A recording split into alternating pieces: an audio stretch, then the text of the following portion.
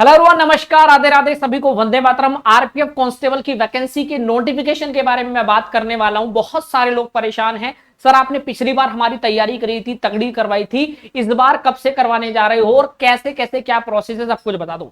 तो भाई मैं बिल्कुल बताने वाला हूं आरपीएफ वैकेंसी के बारे में, क्योंकि वैकेंसी का नोटिफिकेशन आपके बीच आने वाला है। इसमें age, eligibility, height, salary, qualification, साथ में बहुत बड़े बदलाव हुए हैं।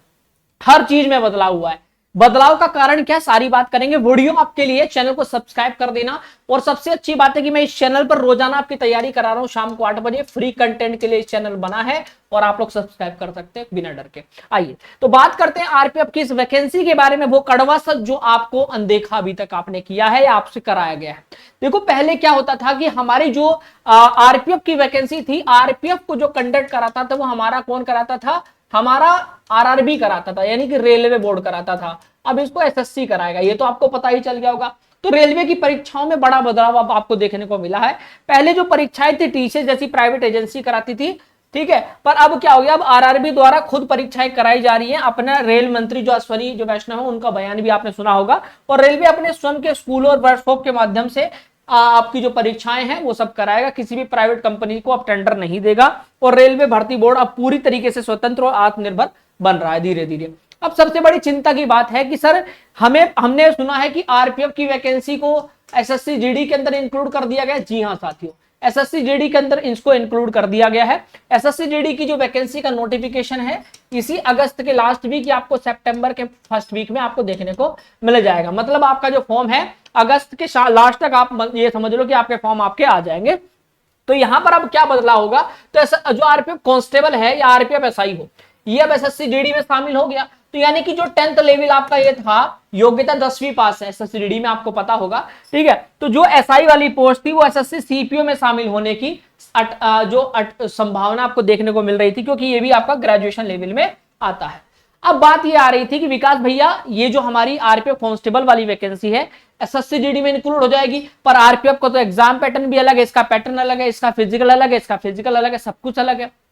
तो शिक्षा के स्तर में समानता कहां से आएगी, नहीं आएगी। देखो यूपी पुलिस में जो बच्चा फेल हो जाता था, एसएससी जीडी में कोई बच्चा फेल हो जाता था, उस बच्चे को एक ऑप्शन रहता था आरपीएफ, क्योंकि वहां पर एज का क्राइटेरिया बहुत ज्यादा होता है। तो ये एक मौका जो था इस बार हाथ से बच्चों के छीना जा रहा है। आरपीएफ की प्रणाली थी जहां पर आपका जो पैटर्न होता था एग्जाम का, जीके 50, मैथ, मतलब जीके, मैथ और रीजनिंग 3 ही सब्जेक्ट थे। पर एसएससी जीडी में क्या होता है, हिंदी इंग्लिश एक एक्स्ट्रा सब्जेक्ट इंक्लूड होता है। तो अब आपको पहले रेलवे के पैटर्न पे आपको चलना था, रेलवे में इंग्लिश नहीं पूछी जाती, पर अब जब एसएससी पैटर्न पकड़ रही है, एसएससी आपका एग्जाम कंडक्ट करा रही है, तो इसमें एक सब्जेक्ट और इंक्लूड होगा, हिंदी इंग्लिश, जैसा कि एसएससी जीडी के सेम पैटर्न में देखने को मिलता है। दूसरी बात, मतलब कहने का मतलब पहले आता था 120 क्वेश्चन, 120 क्वेश्चन आते थे, ठीक है, अब इसको घटाकर 80 हो गए हैं। बस एक सब्जेक्ट ये आपका इंक्लूड हो गया है एक्स्ट्रा, ठीक है भैया। अब बात आती है सर एज की। भाई देखो पुरानी आरपीएफ कहती थी कि 18 से 25 हमारी एज लिमिट होती थी, ठीक है, पर एसएससी जीडी 18 से 23, पिछली बार 3 साल का रिलैक्सेशन, मतलब 28 साल एज थी। अब 18 से 23 नॉर्मल एसएससी जीडी में होती है, ठीक है। अब फिर उसके बाद जब आप ओबीसी में आओगे तो आपको 3 साल की छूट, मतलब 26 साल तक।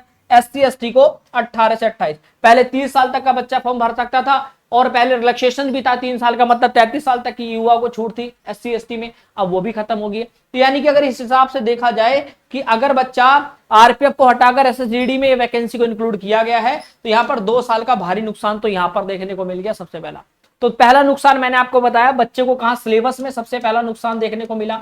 दूसरी चीज, क्योंकि उसको एक एक्स्ट्रा सब्जेक्ट पढ़ना पड़ रहा है। दूसरी चीज एज में आपने देखने को मिल रहा है, ठीक है। तीसरी चीज है फिजिकल भी आपका अलग हो गया। पहले आरपीएफ का पैटर्न था कि जनरल ओबीसी से 165 हाइट, मेल और फीमेल 157, एससी एसटी 160 152, यानी कि वो बच्चे जो एज में मतलब हाइट में बहुत छोटे हैं, वो यूपी पुलिस एसएससी जीडी जैसी वैकेंसी को नहीं दे पाते, उनके लिए एक अपॉर्चुनिटी होती थी कि हाँ वो आरपीएफ में ज्वाइन कर सकते हैं। बट हमारा पैटर्न यहां पर बदलता हुआ देख लिया आपने, कि जहां पर 165 हाइट होती थी जनरल ओबीसी और एससी एसटी 160, यहीं पर क्या कर दिया, अब जो जनरल ओबीसी उनको देख लो आपने, जो मैंने बताया 165 उनकी हाइट, और एससी एसटी को भाई 160। अब बताओ जो इनकी हाइट थी अब उसको बढ़ाकर क्या कर दिया 170। एसएससी जीडी वाली, एसएससी जीडी में गांव के कई छात्र राज्य पुलिस यानी कि जो यूपी पुलिस वगैरह होती है, जो आपके स्टेट पुलिस की वैकेंसी होती है, जीडी में एक 70 हाइट से बचने के, जिनकी नहीं हो पाती, वो आरपीएफ एक ही मात्र उनके लिए एक ऑप्शन होता है वर्दी लेने का, और वो मौका भी अब हाथ से चला गया है। यानी सब कुछ बदल गया है। अब क्या हुआ है रेलवे का, ये देखिए, ये पुराना पैटर्न, मैं पूरा डाटा दिखा रहा हूं। जीएस आता था 50-50, मैथ आता था 35-35, रीजनिंग आता था 35-35, 120 क्वेश्चन 120 मिनट में, 120 क्वेश्चन 120 मार्क्स, 90 मिनट का समय होता था। अब हो गया है reasoning 20 question 40 marks, GK 20 question 40 marks, mathematics 20-40, Hindi English 20-40, तो 80 क्वेश्चन 160 मार्क्स, और यहाँ पर 1 घंटा सिर्फ 60 मिनट का समय है। तो कहने का मतलब है चीजें बदलती जा रही हैं। अब एक ऑप्शन होता था एसएससीडीडी में, जैसे अब बच्चे के पास ये भी ऑप्शन नहीं, अगर उसको बीएसएफ में जाना है, सीआईएसएफ में, एसएसएफ में, तो कोई आप खुद नहीं जा सकते, बस आपको प्रेफरेंस देनी है। वो तो उनके हाथ में है ना, वो आपको कौन सी वैकेंसी दे रहे हैं, आपको किस में डाल रहे हैं। अगर ये वैकेंसी सारी ओपन होती तो बच्चे के पास एक अपॉर्चुनिटी होती कि भाई हाँ इस वैकेंसी में मैं ज्वाइन कर सकता हूं, बस उनमें से एक चुननी है। अब उसी में आरपीएफ भी एक अलग से, पहले ऑप्शन था कि बच्चा उसमें भी फॉर्म भर सकता था, अब वो ऑप्शन भी खत्म कर दिया, अब आरपीएफ को अलग से ही डाल दिया गया। तो कहीं ना कहीं ये चीजें गलत हैं। मुझे तो ऐसा लगता है कि हाइट वाला जो क्राइटेरिया, देखो एक बार पढ़ने वाला ठीक है, बच्चा जो पढ़ेगा वो थोड़ा चलो हिंदी इंग्लिश में से एक सब्जेक्ट पढ़ लेगा, ठीक है मान लिया, पर जहां पर हाइट की बात आ रही है मुझे लगता है कहीं ना कहीं वो गलत है ना। ये कहीं ना कहीं आंकड़े गवाह है कि आरपीएफ का जो क्रेज रहा है एसएससीडीडी में, आप देखो हर साल की बात करें तो लगभग वैकेंसी 40,000, 45,000, 57,000, 52,000, 35,000, 32,000 इतना रहा है। तो 40 के एवरेज में, 40-45 के एवरेज में रहा है। और यहाँ पर फॉर्म की जो संख्या होती है 42 लाख के समथिंग पिछली बार भी भरे गए। आरपीएफ में 6 साल में एक बार वैकेंसी आती है, 2018 में आई, 24 में आई, 2027 में चुनाव है इसलिए फिर से अब एसएससीडीडी के अंदर इंक्लूड करके दे रहे हैं। पिछली बार वाली में नहीं आई थी, पर आने वाली जो वैकेंसी इसमें तो इंक्लूड कर रहे हैं लोग, ठीक है। तो वैकेंसी जो है मतलब पिछली 4200 थी, पर फॉर्म कितने गए 45 लाख। क्यों? इतने साल बाद पंचवर्षीय योजना बनाकर जो दे रहे हैं। तो 10 गुना वैकेंसी कम होने के बावजूद भी आरपीएफ में फॉर्म ज्यादा भरे जाते हैं, क्योंकि आयु की बात है, क्योंकि यहाँ पर 28 साल तक पिछली बार थी, 18 से 28 मौका शानदार था, तो 30 साल तक के बच्चों ने, ठीक, 18 से 28 वहां ओबीसी को 3 साल की छूट, तो 28 वहां पर 31 साल तक उन्होंने भरा, फिर एससी एसटी को 5 साल छूट। तो यहाँ पर एक बहुत बड़ी अपॉर्चुनिटी बनकर बच्चे के सामने आती है। हाइट, पहले छोटी हाइट वाले बच्चे भी चले जा रहे थे, वर्दी ले पा रहे थे, अपने लक्ष्य को सुनिश्चित कर पाते थे, एक जॉब ले पा रहे थे सरकारी, पर वो भी अब खत्म कर दिया गया, वो भी उनके हक से छीन लिया गया। तो जैसा कि आपको पता है कि 2026 में जो कैलेंडर जारी हुआ था, आपने देखा होगा, उसमें वैकेंसी नहीं आई थी, आपने भी सुना होगा। पर एसएससीडीडी का जो अभी नोटिफिकेशन आने वाला है, ठीक है, एसएससीडीडी का जो नोटिफिकेशन अगस्त के लास्ट में या सितंबर के फर्स्ट वीक में आपको देखने को जो मिलेगा, इसी में आपको क्या होगा, इसी में आपका क्या हो जाएगा भाई, इसी में आपका आरपीएफ भी इंक्लूड होकर आएगा, और 2027 में उनका क्या हो जाएगा, उनको ज्वाइनिंग दे दी जाएगी। ठीक है मेरे भाई, तो भाई बस मेहनत करो, ईमानदारी से, हताश मत होना। रणनीति बस थोड़ा सा ये देखो कि भाई आपके मेन सब्जेक्ट वही है जो बाकी एग्जामों में आ रहे हैं, बस उसी को टारगेट करो। जैसे एसएससीडीडी का आप किसी में जाओ, देखो आप अभी चाहे एसएससी की तैयारी कर रहे हो, चाहे आप रेलवे के किसी भी एग्जाम की कर रहे हो, चाहे किसी में भी DSSB में कर रहे हो, आपको पता है मैथ, रीजनिंग और जीके, ये 3 सब्जेक्ट है जो सभी एग्जामों में आते हैं, कॉमन है, ठीक है, ये कॉमन है। अब अगर आप रेलवे की कर रहे हो तो ये तो 3 आते ही है, बाकी तो कोई मतलब ही नहीं है।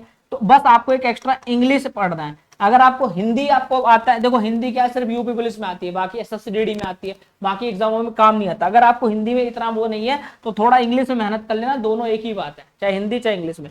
तो अगर इसको चाहे बाद में भी कर लेना, इन 3 सब्जेक्ट पर अपनी पकड़ बनाए रखो, मेहनत करते रहो। इस चैनल पे मैं आपको लाइव क्लासेस रोजाना शाम को, पहले 7 बजे था, मैंने इसका टाइम जो है चेंज करके 8 बजे कर दिया है। डेली 8 बजे आपकी प्रैक्टिस कराता हूँ, शानदार वाली फ्री कंटेंट के लिए ये चैनल बनाया, आप सब्सक्राइब कर सकते हो। आपकी तैयारी को 4 चांद लगाने के लिए भाई, जिन भी बच्चों की रीजनिंग वीक है, आओ मेरे पास, बढ़िया तैयारी करेंगे, मेहनत करेंगे।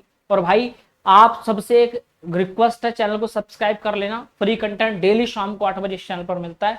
मैराथन होगी, क्लासेस होगी, पीडीएफ, नोट्स, बुक, सब कुछ फ्री होता है। Thank you so much. Video पसंद आई तो लाइक करना, बाकी इंतजार मत करो इस वैकेंसी का, ये वैकेंसी एसएससीडीडी के अंदर आएगी, अब अलग से ओपन वैकेंसी नहीं आने वाली। सच पर बात करता हूँ, फैक्ट पर।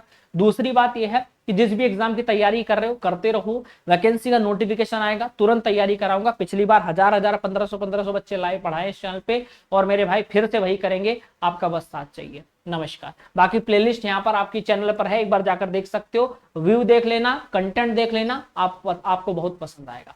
जय हिंद साथियों।